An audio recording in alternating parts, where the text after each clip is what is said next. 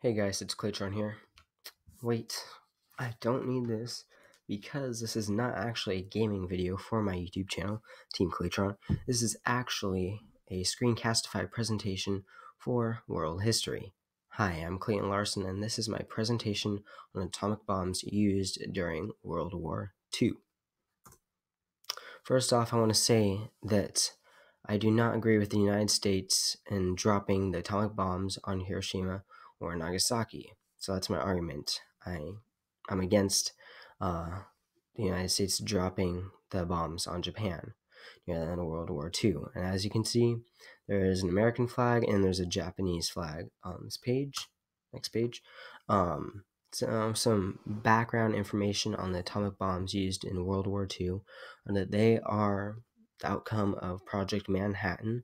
Project Manhattan is the group that did all the research and created the atomic bombs. And it took $2 billion just to create those, all the research and to create two atomic bombs. Now, the two bombs, they were codenamed the Little Boy and the Fat Man. The Little Boy was the first ever atomic bomb used in war, and it was dropped on Hiroshima, Japan on August 6, 1945. It immediately killed 80,000 people, but its total number of deaths that it caused was 192,020 people. That extra people there after the immediate kills was caused by radiation and other injuries. The second bomb was 3 days after the Little Boy, and it was dropped on Nagasaki, Japan on August 9th, 1945, and it was called the Fat Man. More than 70,000 people were instantly killed. Also, there were two different targets for the second bombing. There was the Nagasaki and there was Kokura, and Nagasaki was chosen because of the weather on that day. 5 days after the bombing of Nagasaki, so after the Fat Man was dropped,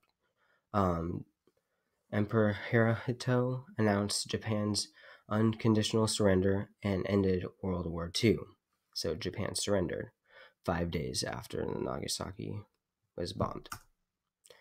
Some reasons why I believe that the United States should not have dropped the bombs in Japan were that the Japanese were already ready to surrender and call it quits. So this is more of a the United States was showing how much force they have, and it was unnecessary to drop the bombs because there were so many innocent people living there or around the area of Nagasaki and Hiroshima. Also, an invasion of Japan wouldn't have costed millions of casualties like they predicted. Actually, studies were done and shown to the President Truman at the time and showed that soldiers killed would be about 5% of that number. So it was very unrealistic that it would have caused millions of casualties. Also, the bomb that was dropped on Nagasaki, the Fat Man, was dropped only 3 days after the Little Boy was dropped on Hiroshima. Now, 3 days is not enough time. That was very little time between the two bombs being dropped.